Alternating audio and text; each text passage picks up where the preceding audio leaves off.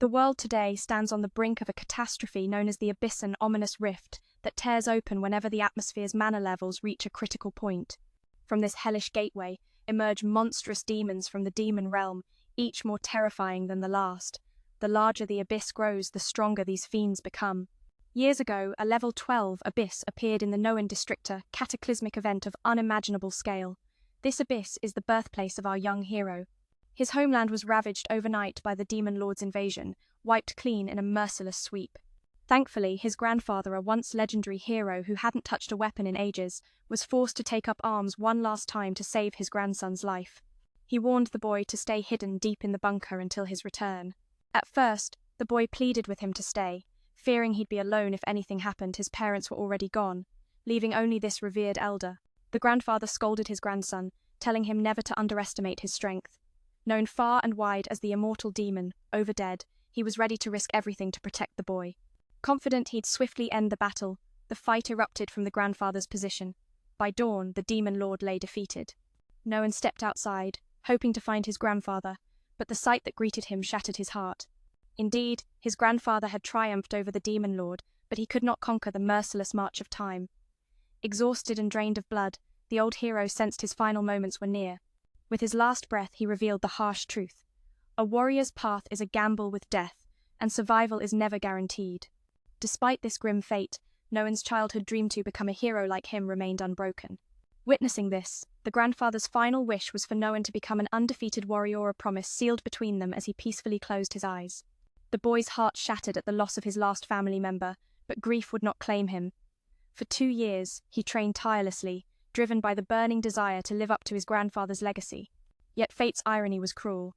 The heavens envied his talent, granting him genius, level intellect, but denying him raw power. Instead, Noan was bestowed with unparalleled support abilities, turning him into the ultimate strategist who empowers his comrades in battle. His team consists of a mage and 2 duelists. Though his class, the tactician, is considered weak in combat, his support skills are unmatched, commanding allies to victory. Their current foes are low-rank vampire beasts, unable to wield magic but led by a queen with boundless reproductive power.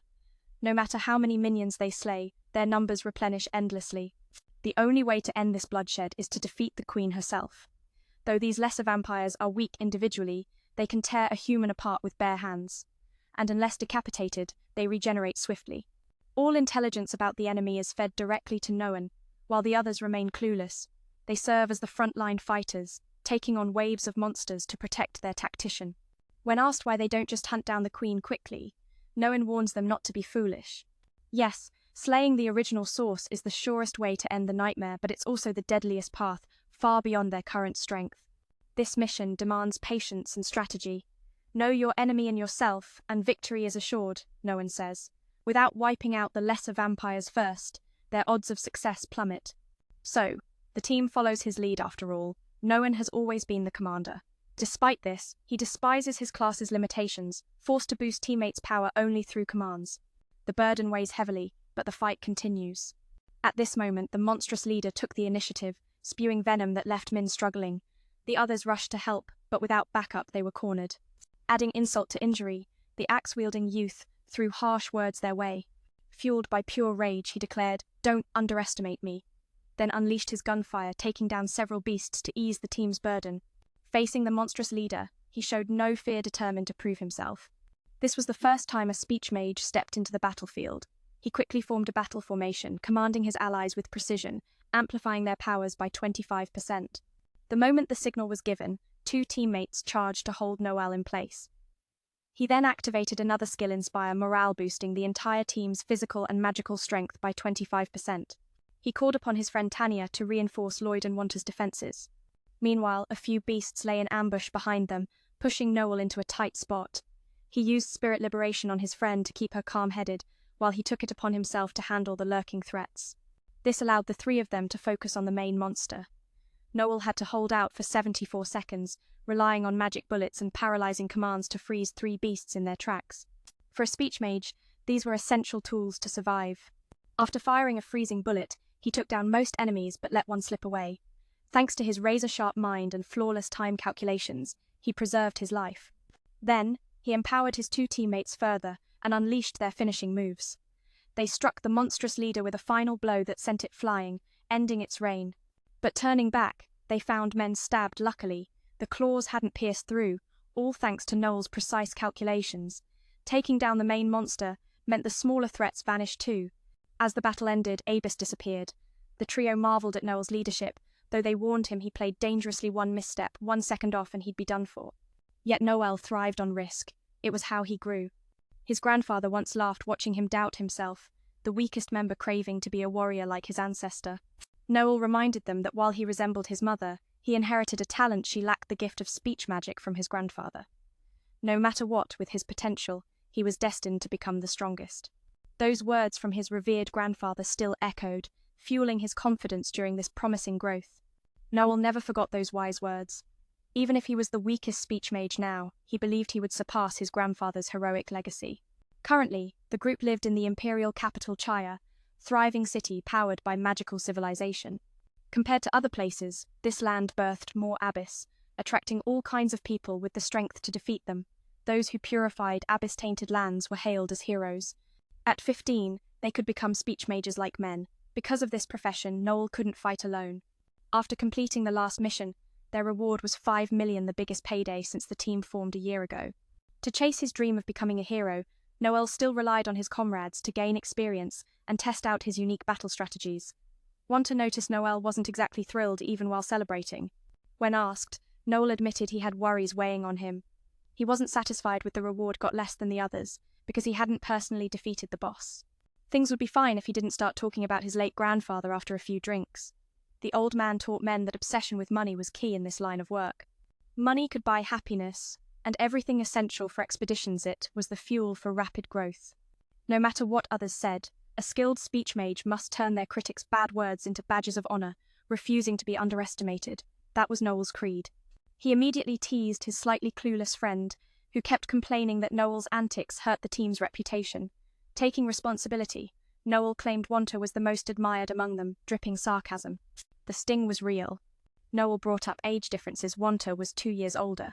He argued that in the world of speech mages, skill mattered more than age. Wanta snapped back, pointing out that Noel only gave orders without real strength backing him up. That hit hard, but Noel kept his cool, knowing these were honest feelings from his comrades. After all, a speech mage's voice could only go so far without power. Lloyd had to step in, calming the tension before it tore the team apart. This young man was well liked by Tanya, who was in love with him, a fact that made Wanta a bit jealous. That evening, after dividing the earnings and paying for upkeep and repairs, KIA voiced her frustration over the small take-home despite all their hard work. Yet their collective wealth kept growing. Lloyd believed it was only a matter of time before they landed bigger commissions.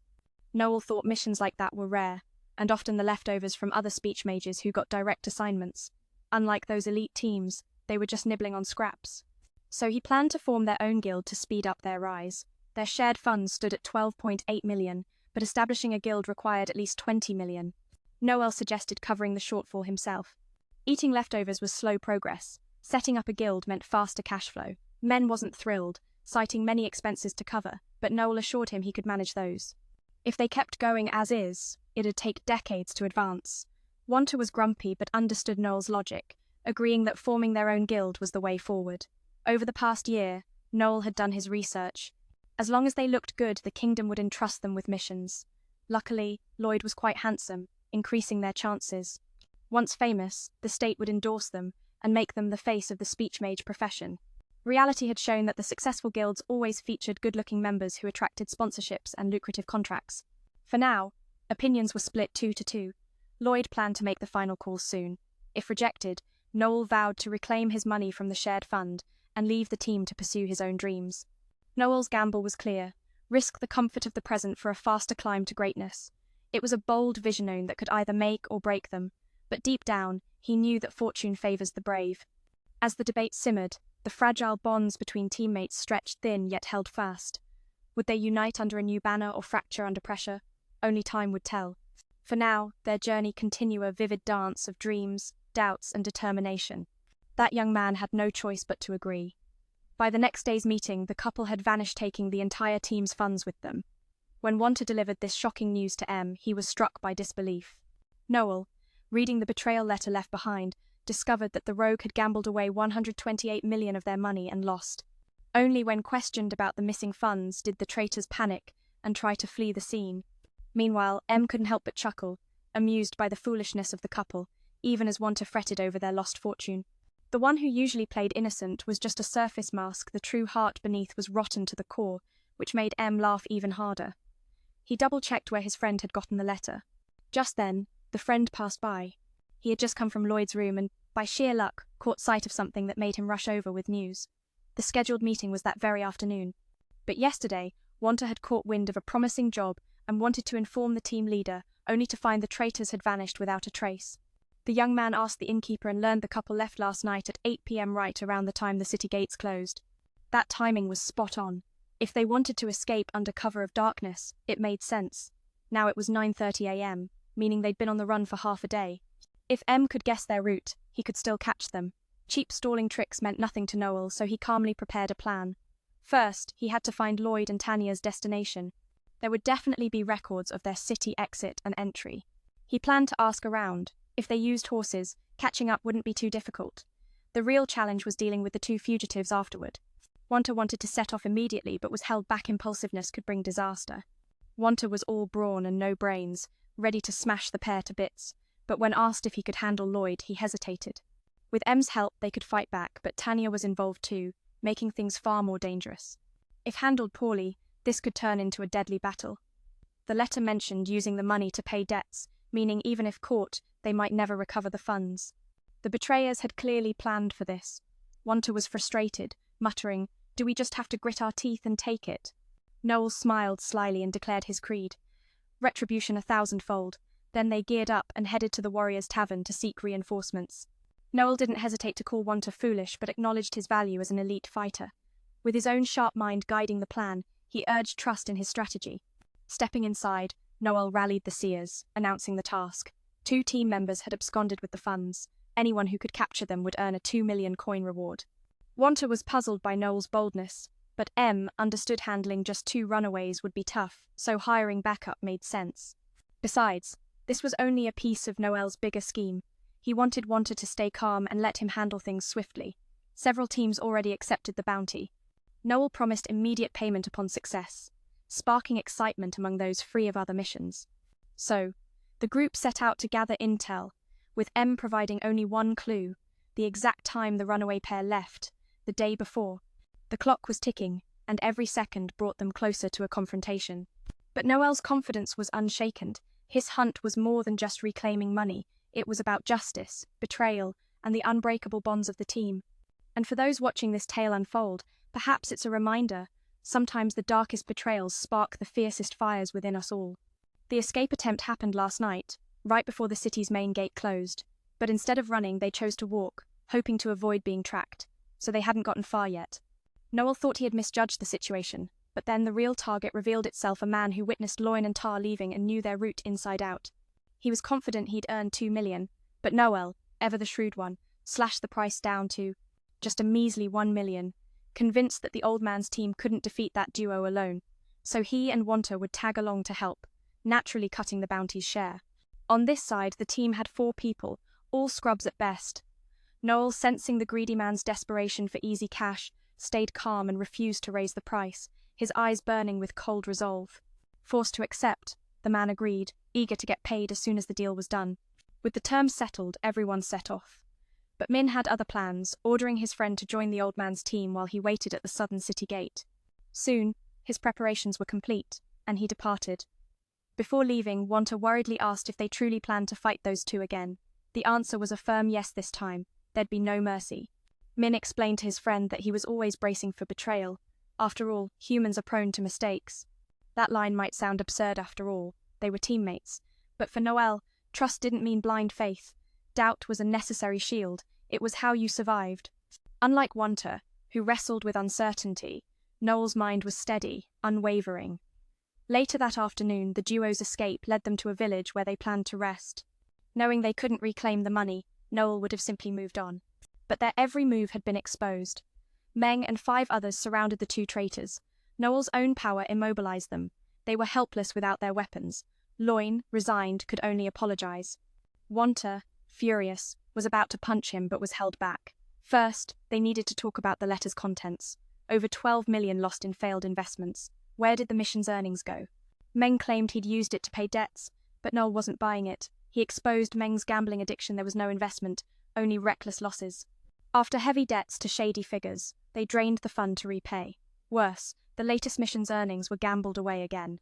Wanta's anger boiled. How could they risk the team's hard-earned money like that? Meng blamed the pressure of being a leader, but Noel wasn't having it. After all the abuse, Meng got a harsh kick from Noel. Hay might seem gentle, but inside he was ruthless, willing to do whatever it took.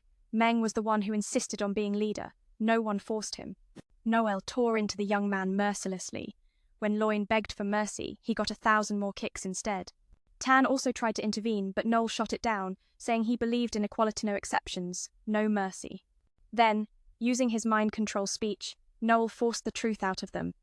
As expected, even Tan was caught up in gambling, just like her lover. All this ruin was born from pure foolishness. When she came to, Tan scolded Meng for messing with someone's mind for selfish reasons, a crime that could land them in prison. But by now, Meng didn't care. She was embezzling the team's funds herself. According to Empire law, during investigations, the mind control technique was allowed to extract confessions. Ironically, Tan and her lover were the ones doomed to jail.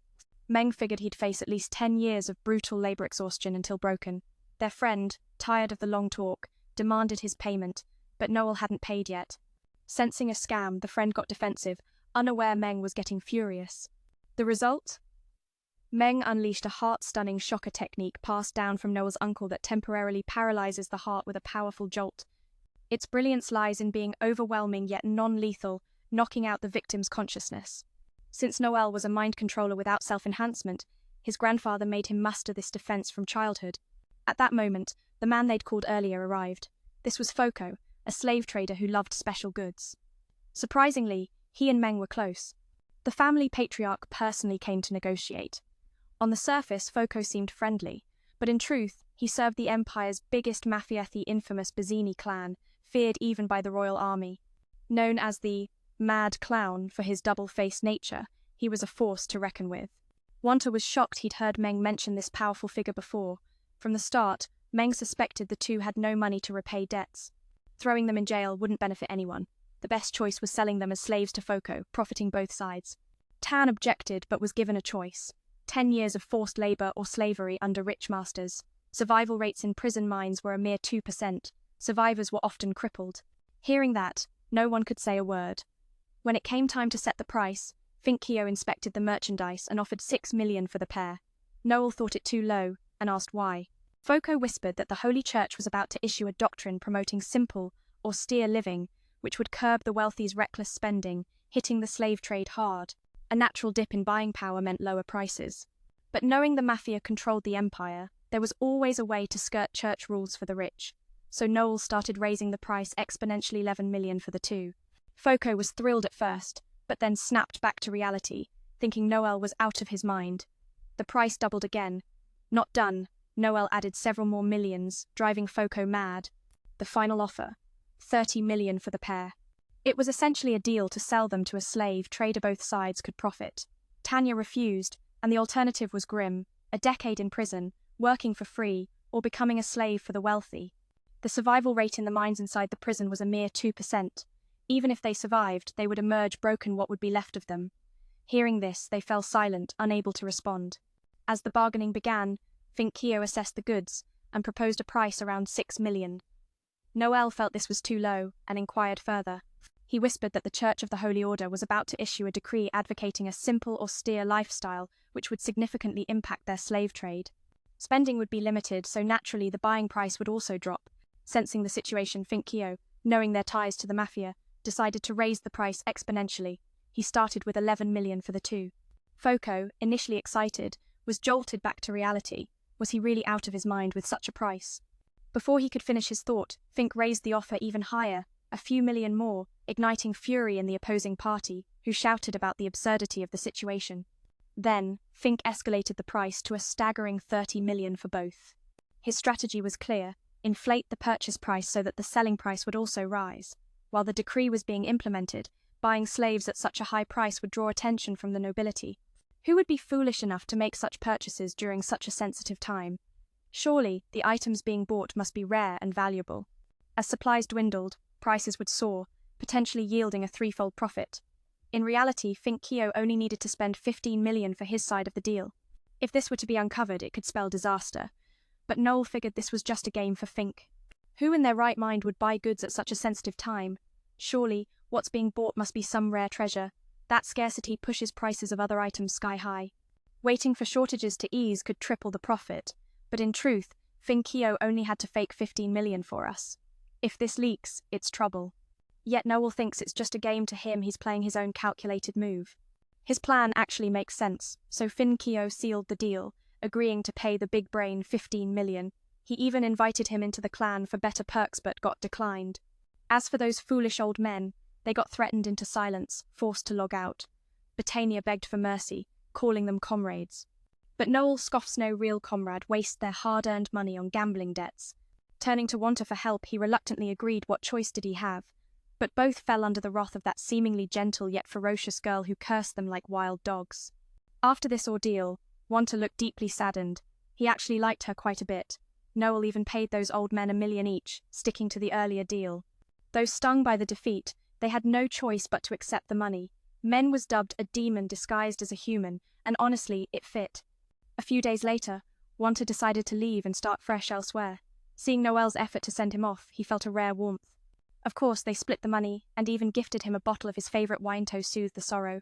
Earlier, Min advised his friend not to quit. This world changes teammates like clothes, and soon, new bonds would form. Despite the invitation to join, Wanta lacked the courage to step into Noel's clan, and as he left, Noel wondered if this man had any heart left after all. Tanya once loved him deeply. But what he sought wasn't love. Looking back at their early days as a duo, both men were shrouded in sorrow because everything they shared then was genuine. Noel's gaze fell upon an old snake's shed skin, pondering that maybe he too must shed his old self to grow stronger. Left alone, Noel began recruiting new members for his team. Some friends at the diner doubted anyone would join and urged him to simply join their team for speed. After all, everyone capable of entering this place already had teams or clans. Woff was the leader of Lightning Bite, a squad of 5 elite members. Though currently only at C rank, they were the brightest rookies with promise. They desperately needed a spellcaster like men to advance, hence their persistent invitations. Noel was at a loss for words with this friend, unsure how to make him understand. Other members were more thoughtful, reminding Woff to stop pestering men to avoid awkwardness. Come to think of it, that pushy talk had once caused a girl to reject men, publicly exposing his private life, which made him quite embarrassed. Thankfully, everyone here was familiar, so Noel gave his friend a chance to invite him into the team, but only if he relinquished leadership. The other 4 had no issues and even supported Min stepping up as leader. Woff felt betrayed, like the others had turned against him. Noel was far wiser than most here. Wouldn't it be better to have a clear-headed leader? Naturally, the young man refused. After all, he founded the team. This was his way of turning down the offer, leaving the inviter powerless. Suddenly, a girl approached Noel, startling everyone. They hadn't sensed her presence at all. Even their expert tracker couldn't pinpoint when she arrived. The girl introduced herself, her aura both mysterious and commanding, sending a ripple of tension through the group. Her sudden appearance was like a shadow slipping between worlds, silent, unseen yet undeniably powerful. Noel's heart quickened, sensing that this encounter would change everything.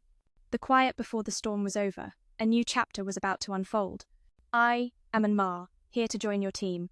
Earlier outside, I saw your post recruiting members and felt intrigued, so we sat down to chat, checking if I met the requirements. She looked so young, but surprisingly, she's 21, 5 years older than Noel. Turns out she's mature beyond her years. The others asked about her hobbies and occupation. She's a C-rank scout, but her true strength is much greater. This already caught Noel's interest. Noel knows how valuable scouts and archers are. When exploring Abyss, they sense danger like no other. He asked why she became a seer. She said she wasn't interested in the seer role itself, but was drawn by the desire to meet the grandson of Overdead that's him. Hearing this, Noel was surprised, as this person is connected to his grandfather. Actually, it's not her, but her grandfather, who's related to Noel's grandfather. Since childhood, Anmar was taught stories about Noel's grandfather. They once fought, and the result was Noel's grandfather losing his right hand. Noel was shocked, thinking she came for revenge.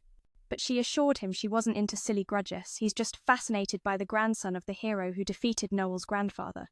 Hearing this, Noel relaxed, knowing his grandfather had already passed away, and she wanted to apologize on his behalf. The past stops here no more grudges. Noel also asked the name of her grandfather, and learned he was the legendary assassin Anko Judy Kalia, name everyone in the guild feared. Min also knew a lot about this figure from the Assassin's Guild, a secretive group that takes on any task if commissioned. And Ma's grandfather founded the guild and was its first leader. Some fools didn't believe she was his granddaughter and tried to cause trouble, thinking her words were nonsense since she was only a C rank. Waff stepped in, advising the troublemaker to back off, but he ignored the warning. In this secretive tavern, there are unspoken rules only those with the seer identity can enter.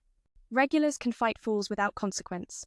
And Ma asked Noel how the seer identity is confirmed. He explained it starts with profession and level. Once recognized by the community, one becomes a seer. She already had the first two. All she needed was recognition. She was eager to punch that big, gorilla-looking guy who disrespected her. The others were scared who would say something Logan hates. He got triggered being called a gorilla and immediately threw a punch, but Anmar dodged effortlessly. She simply tapped him, and he dropped like a stone, teaching him a lesson. Everyone was impressed, including Noel, who needed to recruit her fast because she was too strong. While all this was happening, she suddenly said she was hungry, so Noel bought her a pastry. Despite being 5 years older, her personality was quite childish, probably from growing up in the mountains. She was thrilled to try new food. Noel trusted her, truly believing she was the granddaughter of a legend, just like himself. At first, he was suspicious of her sudden appearance, but Anmar trusted him instantly. The look in his eyes screamed someone willing to do whatever it takes to win. Noel once warned her never to challenge over dead, because his grandfather was always out of control. Facing him directly meant no chance of winning. Seeing Noel's eyes reminded her of those lessons. She asked if he trained on the mountain to become an assassin, which made sense given their family background. Becoming an assassin from a warrior was logical. It would help her surpass her grandfather. But life isn't always a dream. Though she hadn't yet reached B rank, she met all the qualifications. How could she not be accepted as an assassin? To join the guild her grandfather founded, candidates must pass an entrance test. Her opponent was too weak compared to her talent. The guy, feeling insulted as a C rank, attacked first, but was quickly overwhelmed. Even though he was an assassin, she scared him so badly he almost wet himself. Her grandfather once said that strength was everything. Here even killing a mosquito was no big deal. The guy shrugged it off as old news, but Anmar didn't care and kept attacking. Then the examiner stopped her. This guy was strong and she needed to be cautious. Suddenly, she was disqualified for being unsuitable as an assassin due to outdated thinking. No one could deny her strength, but she was kicked out. She was frustrated. The guild had been reformed under the new leader. Old-school assassins were obsolete. Since her grandfather's time, it's always been the big fish eating the small ones. The guild is officially independent, but now operates under the Empire's control. Assassins are recognized by the government and work as intelligence agents rather than killers. This is for the guild's future. Everything she shared was secret, unknown to others. Yet she told Noel, making him wonder when assassins would come to silence him. The naive girl suddenly remembered she was told to keep these secrets, leaving Noel speechless. She's a big woman but kinda clueless. Seeing her worried about potential threats, she stepped up like a protective big sister, promising to guard her little bro. Noel didn't know whether to be happy or sad about having such a goofy sworn sister. The next day, the pair went to the forest to test Anmar's compatibility with the skills of a support mage. She didn't know much about buffers, only that people like Noel don't fight well but are amazing at support. Then the judges stepped in, stopping him. This one's a powerhouse, making Xiao Jing wary. Soon after, he failed the test unsuitable as an assassin because he clings to old life ideals. His skills are undeniable, but he was still expelled. The organization's reshaped under a new leader. The old-school assassin is no longer needed. Since his grandfather's era, it's been survival of the fittest. Though the guild was once independent, it now hides under the Empire's wing.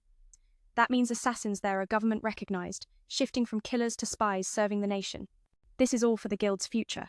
What Bar told her was secret no one else knows, yet she spilled it to men. She should be careful. When will an assassin come to silence her? Our scatterbrained girl just remembered she was told to keep this secret. Noel is speechless, such a big lady, yet so clueless. Seeing her juniors worried about looming dangers, she steps up like a protective older sister, promising to guard the young warrior. Having a sisterly bond like that? Men doesn't know whether to be happy or worried. Next day, the pair head to the forest to test Anmar's compatibility with the spellcaster's skills. She knows little about buffers, only that people like men aren't strong fighters but excel at support.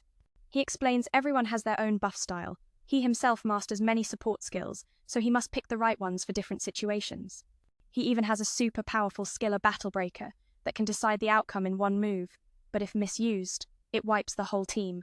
So a buffer like him must read the battlefield perfectly to unleash buffs wisely. Through this, Noel can maximize teammates' fighting power. Victory or defeat hinges on the buffer. Meanwhile, Men brims with confidence in his talents.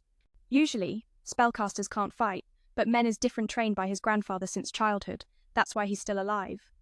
Their first mission is to have her hunt beast monsters twisted by ABS mutation. Though weaker than Boo, many are still dangerous. Hunting these creatures is a seer's job. The target is a horned steel rabbit. Looks beautiful but fiercely aggressive, so caution is key. This hunt is also a test of her true strength. Even without buffs, she can handle it. With Men's support, it's even easier. The crucial question, can she control her power after the boost?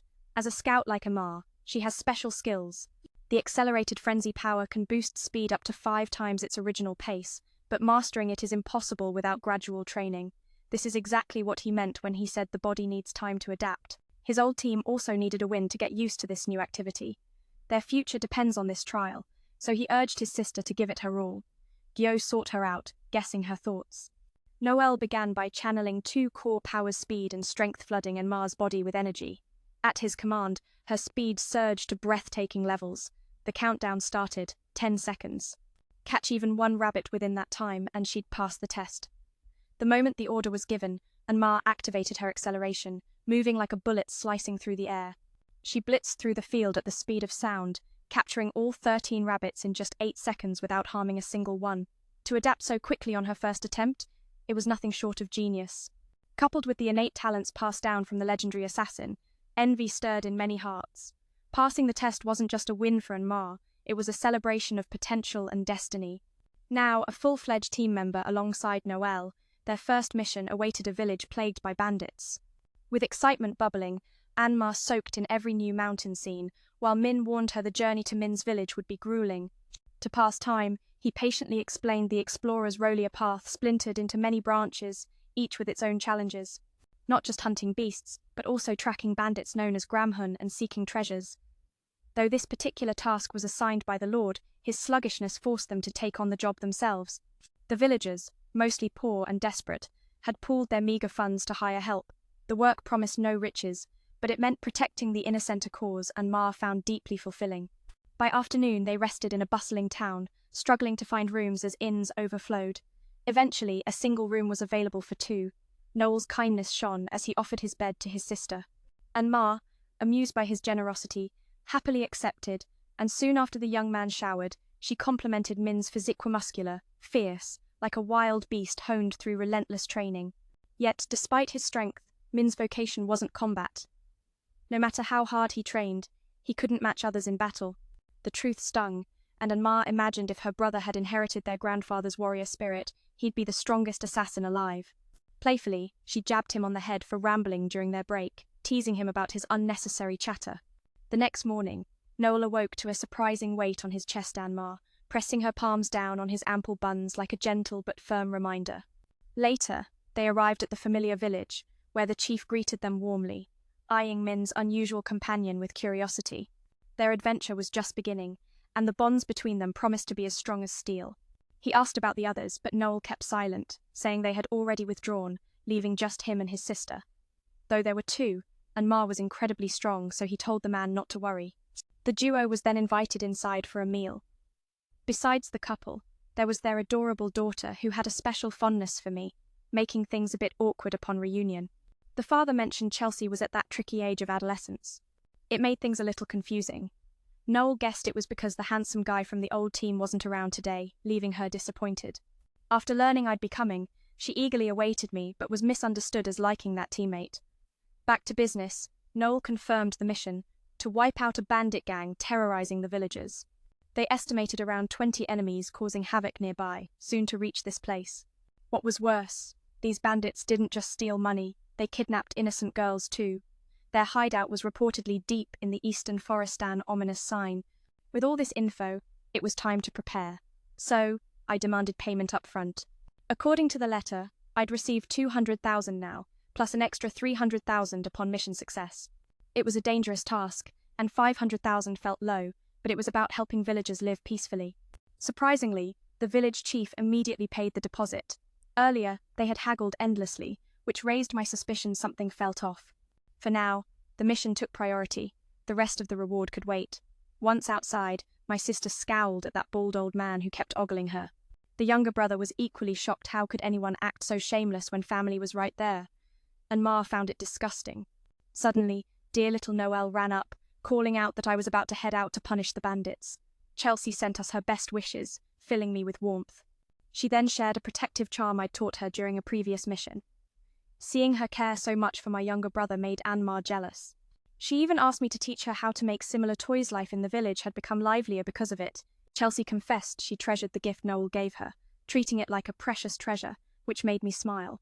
The sweet girl promised to wait for her brother's return to celebrate with a meal. After she left, I asked my sister what she was glaring at with such a fierce look, and Ma appeared cold on the surface but was actually soft-hearted beneath. I joked she might be planning to steal that innocent girl a Wyosh. She called me a busty girl, leaving me wondering if it was an insult or a compliment. Later, we found the bandits' lair. Initially, we thought there were only about 20, but the number doubled. Clearly, this gang wasn't just a bunch of drifters. They were led by someone with a hefty bounty exceeding 2 million. Noel recalled the leader was a B-rank conqueror, quite powerful. I asked if my sister was confident in taking him on. She claimed she could handle it easily, but the sheer number of henchmen was the real challenge. If they all charged at once, it'd be tough, but I assured her I could hold them off. She just needed to focus on the leader. And Ma raised another concern. What if we got spotted? Though the bandits could mask their presence, I wasn't as skilled at hiding mine. Noel reassured us not to worry, he had a plan. Immediately, the assassin used her stealth to approach the leader, while I stayed back to observe and communicate via spiritual telepathia mind link like psychic connection. Once Anmar got close enough, Noelle gave the signal to strike. Her stats surged to maximum. First, I used an electric shock to freeze the outer guards, leaving the leader clueless. As he let his guard down, she swiftly struck him down. When the henchman recovered, the real battle began. Noel told my sister to disrupt the enemy's formation while he'd come to assist before finishing the fight. Like a true assassin, Anmar effortlessly took down 5 or 6 foes. I could see she enjoyed the thrill of the fight. By the time I arrived, half the gang had fallen. Together, we tossed stun grenades that paralyzed the rest. Then, I unleashed a hail of bullets, setting the area ablaze and causing the bandits immense pain. In the end, the entire gang was wiped out. I brought back the leader's head as proof and to claim the bounty. The village chief was overjoyed, inviting us to rest before paying the remaining reward. Since we had already eaten with the family earlier, Noel agreed. Over dinner, we learned Chelsea dreamed of becoming a seer like me to help people. Curious if she had the talent, I explained anyone could become a seer with age and training. Beginners were taught at the Imperial City's schools for free, even the poor could attend. The course lasted 2 years, and top graduates could serve as temporary seers. Life at first would be tough, especially city living, which was expensive. I advised her to start saving now and take on support jobs alongside other seers to gain experience. Chelsea was thrilled, eager to grow strong and join my team. I promised that if she met the criteria, I would invite her. Inspired by these words, I vowed to work harder myself. The couple then brought out special wine to celebrate, claiming it cost 100,000. I was skeptical, but they insisted it was for special occasions. Yet, when they offered only 2 tiny cups, I couldn't help but laugh. What kind of celebration is that? I praised the wine's quality, wanting the host to drink first. This made the old man nervous, and he tried to decline, saying he couldn't handle alcohol. The more he protested, the more suspicious I became. Men confirmed the wine was poisoned, exposing him. All right then, if you still carry that ambition later, you can register with the authorities. Newcomers who know nothing will be trained at the capital's academies. The best part? No tuition fee, so even the poor can join. The course lasts 2 years, and if you excel, you might become a temporary seer. Life at first will be tough, especially with the costly city living expenses. So, he advised his sister to start saving now. At first, she should pick support jobs and follow other seers to gain experience. Hearing this, she was thrilled, determined to become a powerful seer and join Noel's team. He agreed, saying if she meets the criteria by then, he'll invite Chelsea. Overjoyed by these words, she promised herself to work even harder. Afterward, the couple brought out wine to celebrate, but the wine they introduced was priced at 100,000 yen, making him suspicious. Though they claimed it's for special occasions, he wasn't fooled. What kind of celebration is this with only 2 glasses? Noel praised the wine's quality and insisted the host drink first. This made the man fearful, refusing to drink. The more he resisted, the more suspicious it became. Men was certain the wine was poisoned. Exposed, the man angrily denied having any reason to harm them. Noel sighed and listed all the motives. First, if they died here, the house wouldn't owe any more money. Second, they could seize the gear and rewards meant for the bandits. It's the classic two birds, one stone scheme. The village chief still denied it, taking Noel's words as an insult. Noel pressed on. From the start, the old man cheated by lying about the number of bandits. He had already stolen a good sum from the villagers' savings. Besides, a poor village like this wouldn't casually offer a 100,000 N bottle of wine. His lies were clear, just smelling the foul liquid revealed the poison inside. Noel was born into a well-off family and knew the taste of quality goods. There was no way he'd be fooled by something so fake. And Ma added that when they offered the drink, their hostility was obvious. They were extremely cautious, trusting no one, not even their teammates. This poor performance was easy to spot. Even if they did drink it, it wouldn't matter, because Bar had high poison resistance.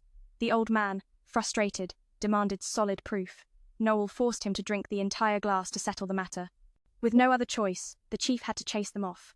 But it wasn't that simple. Men used manipulation skills to pressure him into confessing the poisoning plot. This tactic worked perfectly, revealing their plan to kill the group and steal their loot. Chelsea was shocked beyond belief. She couldn't fathom her father truly scheming against them. No lengthy words were needed as the ruthless sorcerer lunged forward, stabbing the old man's fake eye, a brutal lesson from Anmar, who's seen enough of these dirty tricks to stay unfazed. The mother and daughter were terrified, unsure who to turn to. Noen pressed on, warning that losing one eye was just the beginning. The old man begged for mercy, but it wasn't that simple. When you deal in poison, you don't get to plead for forgiveness later. Was he offering to repay? He tried to bribe with 300,000, hoping they'd leave. But Noen wasn't stupid. He knew this man held far more stolen wealth from the villagers. The price for messing with a superhuman like him was the entire fortune and that house. The man refused, claiming he was drowning in failed deals, so Noen was ready to take another eye. Before he could strike, Chelsea stopped him, revealing their debt to the Gambino family, the ruthless mafia. If they don't pay up, death awaits. She begged for one last chance. Noen didn't care. Everyone must face their own fate. The girl put everything on the line, offering the entire family fortune, over 800,000, with nothing left to spare, hoping it would save her father. Noen agreed to let it slide, leaving the family to settle their mafia debts. After all this, Chelsea finally saw a different side of the CER family. Suddenly, she turned on Noen, voicing her contempt, which stung him deeply. Initially, Noen only wanted to help the people, yet things twisted into this mess, thankless and bitter, the way life often is. He held no grudge. On the way back, Anmar reflected on this harsh reality. The job was a burden, risking everything for little reward, and now carrying a reputation after the recent chaos. She even checked on her younger sibling, sensing his sorrow was too heavy to bear. The shift from heartfelt admiration to bitter resentment is a feeling few can understand. And Ma believed that no matter how cold one seems, pain is inevitable. She asked if he wanted comfort and offered to lend him 2 grapefruits to lean on, but he shot back, teasing her as a big-chested girl, and refused a hug, clearly annoyed by the jab. His younger brother told Anmar to stop being childish, but that was impossible. His gentle expression made her want to argue all day and never stop. Just then, a spaceship flew overhead, catching their attention. Judging by the banner, it belonged to the God Diner clan, a third-rank regalia, prestigious title granted by the Emperor to the nation's largest guilds. The 7 stars hold 7 positions, but not all ranks are equal. These clan flags symbolize strength and honor, and members are allowed to pilot flying ships, making them look incredibly cool. And Ma guessed there must be many formidable superhumans on board. Noen chimed in, saying they possess everything from battle experience to sharp intellect. Simply put, these are the country's top-tier superhumans. He revealed that within the next year, he plans to join the regalia ranks himself, aiming for a 3rd-rank position. Those words stirred memories deep within, and were memories from the time she was cast out of the Assassin's Guild. Back then, even the guild leader acknowledged her fighting prowess, yet he had to inquire further. First, about the death of the former squad leader, and company it was said to be caused by her own hand. And Ma admitted that the Reaper, while skilled, was merely a disposable pawn, easily dismissed. When asked why, it was revealed that Anko was a man with a terrifying heart, relentlessly chasing power until his last breath. Though he was a Reaper in human form, he had failed before the grandfather of men. This failure corroded his spirit. The truth was harsher. Anmar was not the granddaughter of the legendary assassin and co, but his blood daughter, born as a tool. That old man had violated her mother, bringing her into existence. She was just one of his many creations. After losing to Overdead, the old man nursed a burning desire for revenge, aiming to create a better version of himself through his offspring. The result? Half-siblings, sharing the same father but different mothers, were forced to fight and kill each other from childhood. Because of Anko's twisted obsession, all of her siblings were wiped out, branded as expendable, and Ma herself was deemed the perfect product. Hearing this, the Assassin Guild leader declared he could no longer harbor her. Before leaving, he warned her to keep this secret close. Yet, she confided in her mother and Noel about the Assassin World's new role, serving the Empire as an arm of the government. Killing had become a mere tool, no longer fitting the old ways embodied by someone like her. And Ma's heart shattered. After 21 years of grueling training, she was cast aside. She questioned what she was truly meant to do. The leader advised her to live by her own will to ease her suffering. He then spoke of Overdead's grandson, now a soldier in the Empire, urging her to seek him out. He had great talent but unfortunately carried the useless title of a necromancer. Returning to the present, after teaming up with this young man, and Ma found herself admiring him deeply. Though born weak, he refused to give up, aiming for even higher